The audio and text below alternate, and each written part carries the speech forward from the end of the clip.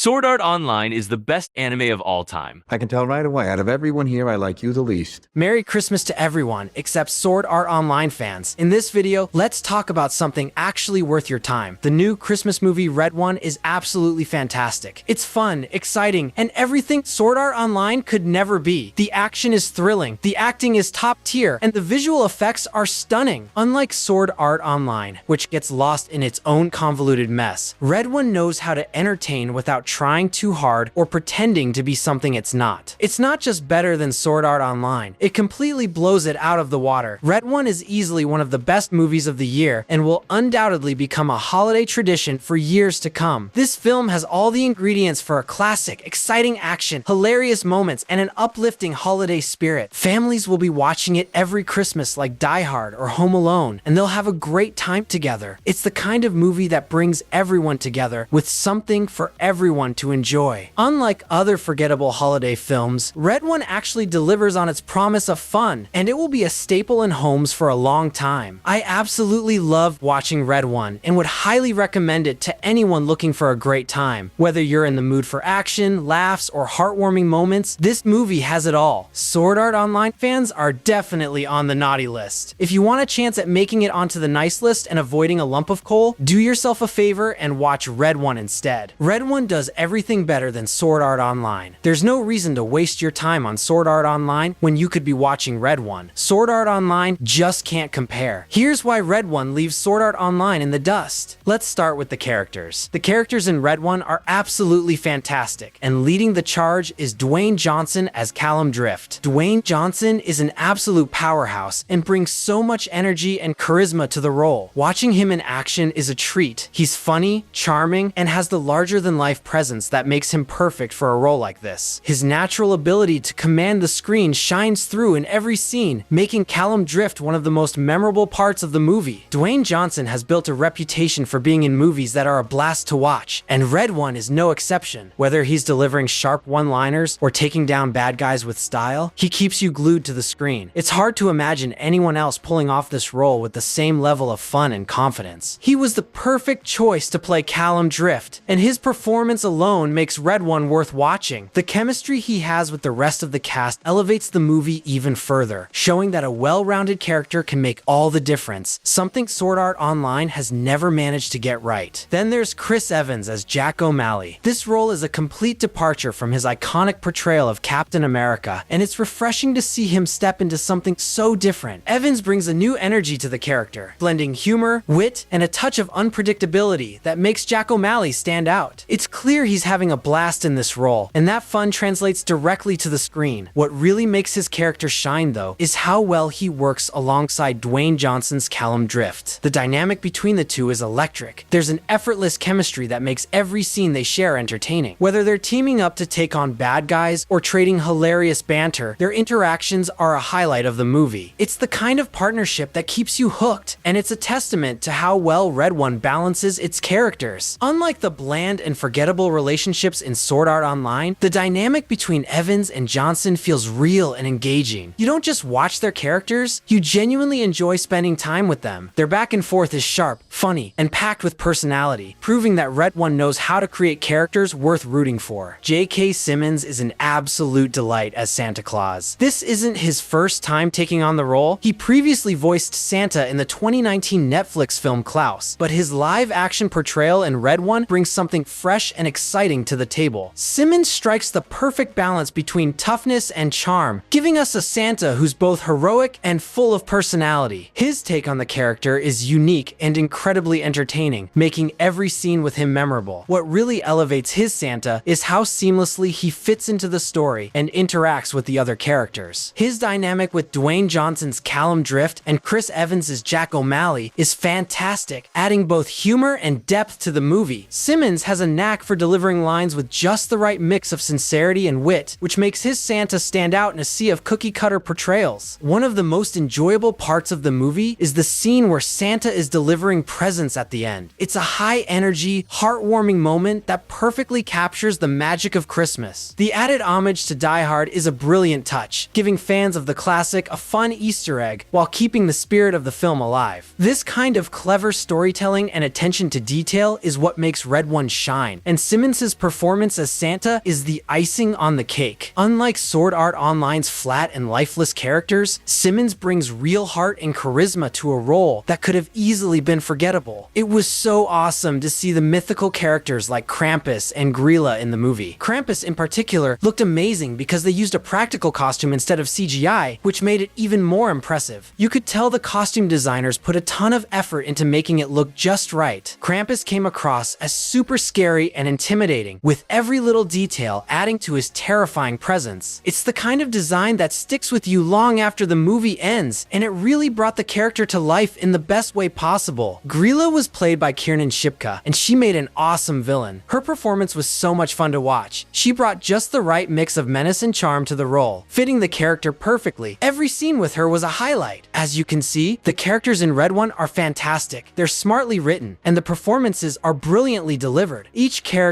feels well-rounded and genuinely interesting, making it easy to care about their journey. On the other hand, the characters in Sword Art Online are painfully boring and flat. You don't care about any of them, and honestly, it's hard to feel invested in what happens to them. Their interactions are so dull, you could hardly care less. The chemistry between them is non-existent. Watching them interact is like watching aliens trying to mimic human behavior, as if they've never even seen real people before. The writing is just that bad, and it shows in every awkward conversation and forced moment. Where Red One gives us characters that are entertaining and full of life, Sword Art Online fails miserably at making you care about its cast. Now, let's talk about the story. Red One is incredibly interesting. It's like a fantasy version of a Fast and Furious movie. The film blends high-octane action with mythical and folkloric elements, creating something fresh and unique. It doesn't shy away from taking creative liberties, doing its own thing, and fully embracing its imaginative side. The result is a thrilling, unpredictable ride that keeps you hooked from start to finish. It's not afraid to push boundaries, making it stand out from the usual action flicks. Sword Art Online's story is painfully boring and predictable. There's nothing new or exciting about it. It just recycles ideas from better shows without adding anything of value. It rips off far superior series and fails to justify why it even exists. There's no reason to waste your time on Sword Art Online when there are countless other shows that do what it tries to do, but far better. Red One's story is far more exciting and meaningful. It's not just action-packed. It also teaches powerful lessons that resonate long after the credits roll. The ending is incredibly touching, leaving you with a warm, positive feeling that sticks with you. Unlike SAO, which often leaves you frustrated or angry, Red One delivers a satisfying, emotional payoff that makes the entire movie worth watching. As you can see, Red One is better than Sword Art Online in every way. If you're looking for some true holiday cheer, watch Red One instead. If you're looking for another awesome Christmas movie, check out Last Christmas. It's a fun and heartwarming film that adds a unique twist to the holiday season. Definitely worth watching if you want something a little different. The trailer for Last Christmas makes it look like a typical romantic comedy movie, and while it is that, something really unexpected happens towards the end. So in this video, I'll explain the ending of Last Christmas. I'll also do a quick review of the movie afterwards, so just watch until the end of the video if you want to know my personal thoughts on the movie. This video will contain spoilers for Last Christmas, so make sure you watch that movie first before watching this video. Anyways, let's get started. So when Kate goes to visit Tom at his apartment, we see that the apartment itself has been vacant and it's actually for sale. Then it's revealed to the audience that Tom died after he got hit by a bus while cycling, and Kate was the one who received his heart back when she was sick. Kate was just imagining Tom this whole time. The movie then replays all the previous moments with Kate and Tom, and it shows us that Kate was all by herself during those scenes. Kate goes to the bench and she imagines Tom one last time. We also see that the bench is dedicated to Tom, who lived from 1986 to 2016, and his slogan was "Look Up." Afterwards, all the characters in the movie gather at the homeless shelter, and Kate goes up on stage and starts singing the song Last Christmas, which the movie is loosely inspired by. Later, we see Kate and her family at the dinner table. Kate's sister Marta introduces her girlfriend to the family. Finally, the movie ends with Kate sitting at Tom's bench and writing in her diary. So that's the ending of Last Christmas explained. Hopefully that was able to clear up all the confusion you might have had about the movie. The lyrics of the Last Christmas song itself actually gave away what happens in the movie, specifically the part that says "Last Christmas I gave you my heart," since Tom literally gave his heart to Kate the previous Christmas. Now onto the review part. I'm not a big fan of romantic comedies, so I'm definitely not the target audience for Last Christmas. I wasn't even planning on watching it, but I got passes to an early screening of the movie, and I liked some of Paul Feig's other movies like Spy and A Simple simple favor, so I decided to give Last Christmas a chance since it was free to watch anyways. It turned out to be okay, I guess. It wasn't great, but it wasn't terrible either. The movie doesn't really reinvent the romantic comedy genre, or do anything that I haven't seen before. The twist of Tom being imaginary was unexpected, but stuff like that has happened before quite a lot in previous movies. For example, last year, movies like Adrift and Tully had the same exact thing happen. However, I did really like Emilia Clarke's performance in the movie, and I thought she did a fantastic job playing her character. You could feel pity for her when she was at her lowest moments, and it was quite satisfying to see her succeed and make amends with everyone, including her family in the end. The other actors in the movie were decent as well, but they didn't stand out to me like Emilia Clarke did. I think the jokes in the movie were alright. It's a comedy, so of course it needs to make you laugh. There were a handful of jokes where I certainly did laugh a lot, but most of the time it was just the typical gags you've seen 1,000 times before already. I did enjoy all the pop culture references in the movie though. For example, there were references to Frozen, Sleeping Beauty, Jason Statham, and James Bond. So yeah, that's my opinion on Last Christmas. It's kind of just an average movie, and I don't really have a lot to say about it, to be honest. I probably won't even remember watching the movie by next month. Well, that's it for this video. What did you think of Last Christmas? Let me know your opinion in the comments below. Thanks for watching, and I'll see you in the next video. Now let's dive into some of the mythological and folkloric elements in Red 1. The movie does a great job of weaving these into its story, adding a layer of magic and wonder that makes it stand out. From ancient legends to holiday folklore, the film takes familiar mythical figures and gives them a fresh twist, making them feel exciting and new. It's not just a Christmas movie, it's a celebration of the rich stories and characters we've heard about for generations. By blending these elements with high-energy action and a modern touch, Red 1 creates a world that feels both timeless and thrilling. Let's break down some of these mythical and folklore-inspired parts that make the movie so special. Red 1 isn't just your typical holiday action movie. It's filled with myths and folklore that pull from centuries of stories. Santa Claus may not be a mythological figure, but his story is rooted in a mix of history, folklore, and mythology. Inspired by Saint Nicholas, a 4th century bishop known for his generosity, Santa evolved from the Dutch Sinterklaas, a gift giver to children. Norse mythology added to the mix, with Odin riding through the sky during Yule, and children offering gifts to his horse. Just like we leave cookies for Santa, the jolly Santa we know today took shape in the 19th and 20th centuries. This marks the second time J.K. Simmons has portrayed Santa Claus, following his role in Klaus. Mrs. Claus is a more modern addition to the Santa Claus tradition. She first appeared in the 19th century, with her most notable appearance in the 1849 story, A Christmas Legend by James Reese. Over time, she became a beloved figure in Christmas lore, often depicted as Santa's supportive wife who helps with holiday preparations. Santa's reindeer are rooted in folklore, first introduced in the 1823 poem "'Twas the Night Before Christmas" by Clement Clarke Moore, which featured the 8 reindeer like Dasher and Blitzen. There may be inspiration from Norse mythology, as Odin rode an 8-legged horse named Sleipnir. Additionally, Arctic cultures like the Sami saw reindeer as magical and important, which could have contributed to the idea of flying reindeer. Santa refers to his reindeer as ladies, which makes sense given that they have antlers. Female reindeer are the ones that keep their antlers throughout the winter, while male reindeer shed theirs in late fall. The aurora borealis, or northern lights, are featured in several mythologies, with different cultures offering their own explanations for the colorful lights in the sky. In Norse tradition, the lights were believed to be the glow from the armor of the Valkyries, warrior women who carried fallen heroes to Valhalla. In Finnish folklore, the lights were called revontule, meaning foxfires. According to legend, a magical fox running through the snow caused sparks that created the auroras. Other stories also linked the lights to the spirits of the dead. Polar bears feature prominently in Arctic folklore, symbolizing power, strength, and spiritual significance. In Inuit beliefs, they are seen as messengers from the afterlife and protectors of hunters in harsh environments. The Sami people also regarded polar bears as sacred animals, linked to gods and spirits, honoring them with rituals after a kill. Garcia's character is named after producer Hiram Garcia. The naughty list originates from older European traditions, where figures like Saint Nicholas rewarded good children and punished the naughty ones. Over time, this evolved into Santa's naughty and nice list, a fun way to encourage good behavior during the holiday season. Trolls come from Norse and Scandinavian folklore. They are often portrayed as large, ugly, and dangerous creatures living in mountains, caves, or forests. While typically hostile to humans, humans. Some myths show them as neutral or helpful. Bigfoot and the Loch Ness Monster are iconic creatures from modern folklore. Bigfoot is believed to inhabit the dense forests of North America. Its origins trace back to Native American folklore featuring wild men or forest spirits. The Loch Ness Monster, said to live in Loch Ness in the Scottish Highlands, is often described as a serpent-like creature, but despite numerous investigations, no conclusive evidence has been found. The Headless Horseman is a ghostly figure from folklore, most famously depicted in Washington Irving's The Legend of Sleepy Hollow. In the story, he is the spirit of a Hessian soldier decapitated during the American Revolutionary War. The horseman roams the night in search of his lost head, often appearing near midnight. The legend comes from European folklore, where headless figures represent death, revenge, and unfinished business. Over time, the Headless Horseman has become a key figure in Halloween tradition. Moreover, the Headless Horseman is closely linked to the Irish Dullahan, a headless figure from Celtic mythology. The Dullahan is often depicted as a malevolent, headless rider who carries its own head under one arm, and is considered an omen of death. The Trojan horse is from Greek mythology, linked to the Trojan War. After a 10-year siege, the Greeks built a massive wooden horse, hollowed it out, and hid soldiers inside, leaving it at Troy as a supposed gift before pretending to sail away. The Trojans, believing it was a symbol of peace, brought the horse into their city. That night, the Greek soldiers emerged, opened the gates, and allowed the Greek army to enter and attack. Grýla is a figure from Icelandic mythology and folklore, often depicted as a fearsome giantess. She is most famous for her role in Icelandic Christmas traditions, where she hunts down naughty children. Grýla lives in the mountains with her husband, Lepaluthi, and their children, the Yule lads. This scary story was used to encourage children to behave during the holiday season. Snowmen aren't part of ancient myths, but are closely tied to winter folklore and magic. In modern holiday stories like Frosty the Snowman, they come to life, gaining personalities and adventures, giving them a mythical feel despite being a recent creation. Like other winter symbols, snowmen evoke wonder, connecting to the magical qualities of nature and seasonal changes in folklore. Hellhounds appear in several mythologies, mostly in European folklore. In Greek mythology, the most famous hellhound is Cerberus, a three-headed dog who guards the gates of the underworld, preventing souls from escaping. Cyclopes are from Greek mythology, famous for having a single eye in the center of their forehead. The word cyclops comes from the Greek words meaning round eye. Krampus is a figure from Central European folklore, especially in the Alpine regions. He is described as a demonic creature who punishes naughty children during the Christmas season. He is usually portrayed as a half-goat, half-demon figure with horns, claws, and a long, menacing tongue. In the movie, Krampus is Santa's adoptive brother, adding a unique twist to the traditional Christmas lore. This is a departure from the original folklore, where Krampus is not related to Santa Claus at all. In original myths, harpies are always female, and there are no prominent male harpies. However, modern adaptations in literature and media may present them with different characteristics, including as male. Christmas elves are not directly from ancient mythology, but have evolved through folklore and cultural traditions. Elves originate from Norse and Germanic mythology, where they were supernatural beings linked to nature, mischief, and protection. Santa crawls through a ventilation duct, clearly paying homage to the iconic scene in the Christmas classic Die Hard. And that wraps up this analysis. What did you think of Red One? Share your thoughts. Red One is a highly entertaining and fun movie. The actors brought their characters to life with spot-on performances, adding charm to the film. The storyline was engaging, blending humor, adventure, and heart in a way that appealed to all audiences, making it an ideal choice for a family movie night. This film has the potential to become a holiday classic, revisited by families year after year, alongside other festive favorites. It effortlessly combines entertainment and holiday spirit, making it a perfect addition to any Christmas tradition. What truly sets this movie apart is its imaginative incorporation of mythology and folklore. Seeing legendary characters and stories woven into the narrative adds a layer of depth and wonder, making it not only a celebration of Christmas, but also a tribute to the rich tapestry of cultural traditions. This creative fusion of timeless holiday magic and mythical storytelling makes it a standout addition to any Christmas movie marathon. If the video was enjoyable, be sure to like and subscribe for more exciting mythology content. Support is greatly appreciated, and subscribing ensures no upcoming videos are missed. If you're looking for another Christmas fantasy movie, movie with a similar vibe. Check out the first Narnia movie, The Lion, the Witch, and the Wardrobe. It has that magical, wintry atmosphere mixed with epic adventure and heartwarming moments. With its mix of mythical creatures, talking animals, and a magical world at war, it's perfect for anyone who loves a good fantasy story set during the holiday season. Get ready for an exhilarating adventure as we delve into the awe-inspiring elements of the Chronicles of Narnia, The Lion, the Witch, and the Wardrobe. The movie begins with an explosive action-packed opening that sends adrenaline coursing through your veins. Every pulse-pounding moment is meticulously choreographed, immersing viewers in a high-stakes quest for survival. The film instantly captivates its audience, leaving them gasping for more to come. This cinematic masterpiece brings to life the beloved characters from C.S. Lewis's timeless tale in a mesmerizing and perfectly cast ensemble. The young actors vividly embody the essence of their roles. Each character is distinct and well-developed, making it easy for viewers to become emotionally invested in their journeys. The actors deliver strong performances, bringing depth and authenticity to their respective roles. The movie is a portal fantasy, transporting us from the ordinary confines of our mundane lives into an awe-inspiring realm brimming with mystical creatures, epic battles, and untamed magic. The line between reality and fantasy blurs, leaving you breathless at every turn. Georgie Henley's electrifying talent shines through her genuine expressions of amazement as she skillfully portrays a young protagonist, immersed in the magical world of Narnia, mirroring the audience's sense of awe. Henley's remarkable performance becomes even more astonishing considering she hadn't seen the set beforehand, allowing her authentic portrayal to capture the wonder experienced by both her character and the viewers. With an exceptional blend of charm, vulnerability, and depth, James McAvoy breathes life into Tumnus, captivating audiences with every nuanced expression and gesture. His transformative performance immerses us in the whimsical world of Narnia, where we feel the warmth of Tumnus's friendship and the weight of his internal struggles, making us cheer for him, shed tears, and experience a profound connection to this endearing faun. Lewis stated that the inception of the Narnia series stemmed from a solitary image ingrained in his mind, a faun carrying an umbrella and parcels amidst a wintry forest. Tumnus, therefore, served as the primary muse for the entirety of the Narnia saga. The name Narnia is derived from the enchanting town of Narni, Italy. Lewis ingeniously draws inspiration from its ancient allure to weave a tapestry of adventure. Just as Narni holds echoes of mystery and beauty, so too does Narnia. In a stunning revelation, Tumnus defies all expectations, proving that beneath his initial appearance lies a depth of goodness and compassion that defies the labels of good or bad. This turn of events serves as a powerful reminder that even the most seemingly flawed individuals possess the capacity for redemption, evoking a surge of emotions that will have you cheering for Tumnus and questioning the nature of true character. Skander Keynes's late arrival adds intrigue to Edmund's character, intensifying dynamics among the siblings and immersing audiences in a captivating journey of family vindication. Edmund's reverence for their absent father fuels his resentment and frustration towards Peter, amplifying his role as an outcast. Tilda Swinton chillingly portrays the iconic character of the White Witch. Swinton's exceptional performance, commanding presence, and magnetic charisma reign supreme, sending shivers down our spines and leaving us entranced. It's the epitome of casting perfection, as Swinton's portrayal of the White Witch is an unforgettable highlight of the film, leaving audiences in awe of her talent and the embodiment of Narnia's most formidable antagonist. To heighten the intensity of their on-screen dynamic, Swinton skillfully employed flirtation as a tool to unsettle Keynes, infusing their scenes with an electrifying sense of unease and tension. Swinton holds the role of the White Witch close to her heart, considering it among her most cherished and exhilarating portrayals. Playing this captivating character allowed Swinton to delve into the depths of her artistry, leaving an indelible mark on both her own career and the hearts of audiences worldwide. The casting process for the White Witch was filled with thrilling possibilities, with acclaimed actresses such as Nicole Kidman, Michelle Pfeiffer, and Kate Winslet up for consideration. Imagining their incredible talent taking on the role is enough to ignite the imagination and leave audiences eagerly anticipating the alternative paths the movie could have taken. Turkish Delight was likely on Lewis's mind as he wrote a book with Christmas as a central theme, drawing a parallel between the dismal fantasy of Always Winter and Never Christmas in Narnia, and the stark realities of wartime rationing, including confectionery. Lewis may have been symbolically expressing Edmund's longing for more than just candy, but also for the joy and magic of Christmas itself. Turkish Delight serves as a potent symbol in literature, representing temptation and allure. Often used to entice and manipulate characters, its sweetness disguises a hidden agenda, highlighting the dangers of succumbing to superficial pleasures and the consequences that follow. Edmund's betrayal unfolds as a result of his enduring frustration from constant reprimands by his siblings, igniting a burning desire within him to claim superiority and prove his worth in the face of adversity, fueling attention within the story. This gleaming silver apple is a homage to the professor's unforgettable escapade in The Magician's Nephew. Brace yourself for an awe-inspiring auditory experience as the magnificent duo of Ray Winstone and Dawn French voice the lovable beavers of Narnia. With their impeccable mastery of voice acting, these gifted actors transport you into a realm where every word resonates with enchantment, evoking a thrilling tapestry of emotions that will leave you bewitched and yearning for more. Michael Madsen's menacing portrayal of Mao Grimm sends shivers down your spine. Rupert Everett lends his incredible talents to the charismatic character of Mr. Fox. With his dynamic and entrancing voice, Everett breathes life into the cunning and charming Fox, whisking you away on a thrilling journey filled with daring escapades, witty banter, and a relentless pursuit of freedom. Behold an extraordinary sequence that pushes the boundaries of filmmaking, where a symphony of practical effects, intricately detailed miniatures, and cutting-edge visual effects unite in perfect harmony. As if by magic, these elements seamlessly merge, igniting an adrenaline-pumping and heart-racing experience that transports you into the very fabric of the scene. From the meticulous craftsmanship of the practical effects to the attention to detail in the miniatures, every frame is a testament to the passion and dedication of the creative team. Experience the sheer dazzle of the breathtaking world of costume design, where extraordinary artistry comes alive. Liam Neeson's unparalleled voice echoes with a majestic resonance that makes him the epitome of perfection to breathe life into the powerful character of Aslan. With each word he utters, a symphony of regality and strength reverberates through the very essence of Narnia, captivating audiences and transporting them into a world where magic and destiny intertwine. Neeson's masterful portrayal ignites the imagination, infusing the majestic lion with an enigmatic allure, and leaving us spellbound as we embark on an extraordinary adventure alongside the legendary Aslan. The visual effects bring Aslan to life in the most astonishing and realistic manner. The CGI rendition of Aslan is a testament to the sheer dedication and technical prowess of the talented team, who spent 10 hours per frame to create this masterpiece of visual artistry. The pep talk delivered by Aslan ignites an inferno of inspiration within Peter's soul, rekindling his flickering motivation into an unstoppable blaze of heroic determination. As the resonating words of the majestic lion echo through the air, it serves as a reminder that deep within each of us lies the untapped potential to rise above adversity and unleash the hero within, capable of rewriting the very fabric of our destinies. Aslan has an extraordinary capacity for forgiveness. He openly embraces Edmund, shattering the chains of betrayal and showcasing the boundless depths of his compassion. Witness an evolution of character as Edmund, once swayed by darkness, now emerges as a beacon of absolution, refusing to abandon the land of Narnia and its inhabitants to suffer the consequences of his past transgressions. Aslan selflessly sacrifices his own life to save Edmund, mirroring the well-known narrative of Jesus, evoking a transcendent symphony of compassion. In this moment, the convergence of myth and legend intertwines, igniting a heartfelt connection that resonates through the ages, reminding us of the eternal power of sacrificial love. The white witch proudly adorns herself with the majestic mane of Aslan, a grisly testament to her unyielding cruelty and thirst for dominion. Prepare to be swept away by the sheer magnitude of this epic battle, a cinematic spectacle that unfolds on a scale reminiscent of the grandeur witnessed in the monumental conflicts of the legendary Lord of the Rings franchise. As the clash of armies echoes through the vast expanse, the ground quakes beneath the weight of destiny, each strike of steel and surge of magic intertwining in a symphony of chaos and valor that ignites the senses. Towering giants and mythical creatures unleash their wrath upon the battlefield, while the valiant heroes, driven by unyielding courage, face insurmountable odds with unwavering resolve, their swords and spells tracing a dance of survival against an unforgiving backdrop of war-torn landscapes. Amidst the cacophony of battle cries and the fury of impending doom, the fate of kingdoms hangs in the balance, rendering this battle a true testament to the indomitable spirit of those who dare to defy darkness and rise as beacons of hope in the face of unimaginable adversity. The grand finale is reminiscent of the exciting climax in Avengers Endgame. It's no coincidence that both films share the same brilliant writers, for they have masterfully crafted a gripping narrative that builds to an exhilarating crescendo. The stage is set for an awesome battle that will leave you breathless, evoking the same adrenaline-fueled emotions as the monumental clash witnessed in the superhero blockbuster. The striking plot similarities between J.R.R. Tolkien's The Lord of the Rings and Lewis's Narnia stories were not accidental, as both authors were members of the literary discussion group Inklings at the University of Oxford, and they shared elements with each other. Moreover, both iconic film franchises, The Lord of the Rings and The Chronicles of Narnia, were filmed in the wondrous land of New Zealand. Within this country's diverse terrain, from majestic mountains to lush forests and enchanting coastlines, coastlines, the epic tales unfolded as the mystical worlds of Middle-earth and Narnia were brought to life, infusing the films with an unparalleled sense of wonder and engulfing audiences in unforgettable realms of magic. Aslan having an uncanny knowledge of his imminent revival is a testament to his intimate connection with the ancient forces that shaped the very fabric of Narnia. Having witnessed the ethereal creation of the deep magic laws firsthand, he possessed an unparalleled understanding far surpassing that of the enigmatic White Witch, thus granting him the foresight to anticipate his triumphant return. The resurrection of Aslan mirrors the resurrection of Jesus, highlighting themes of sacrifice, forgiveness, and triumph over evil. In an act of redemption, Edmund bravely shatters the White Witch's wand, a powerful symbol of her dark dominion over Narnia. Edmund fearlessly confronts his past mistakes, prepared to be enthralled by the electrifying clash between Peter and the formidable White Witch, a battle that transcends mere choreography to become an epic spectacle of raw power and skill. The screen comes alive with a symphony of adrenaline-fueled combat, leaving audiences spellbound as these two titans of strength and cunning engage in a dance of blades, intertwining fate and destiny with each deftly executed strike. Adult Lucy is portrayed by the exceptionally talented Rachel Henley, who happens to be Georgie's real-life older sister. She adds an extra layer of depth and familial connection to the role. Overall, The Chronicles of Narnia, The Lion, the Witch, and the Wardrobe is an enchanting cinematic masterpiece that captivates audiences of all ages. This visually stunning adaptation of C.S. Lewis's beloved novel effortlessly transports viewers into a realm of magic and wonder. The seamless blend of breathtaking special effects and a compelling narrative makes this film an absolute joy to watch. The talented ensemble cast delivers powerful performances, bringing the endearing characters to life with depth and charm. The film beautifully explores themes of courage, sacrifice, and the triumph of good over evil, leaving audiences inspired and filled with a sense of reverence. The Lion, the Witch, and the Wardrobe is an absolute delight, a timeless classic that will continue to be cherished for generations to come. Thank you for joining me on this incredible journey. Stay tuned for more thrilling videos.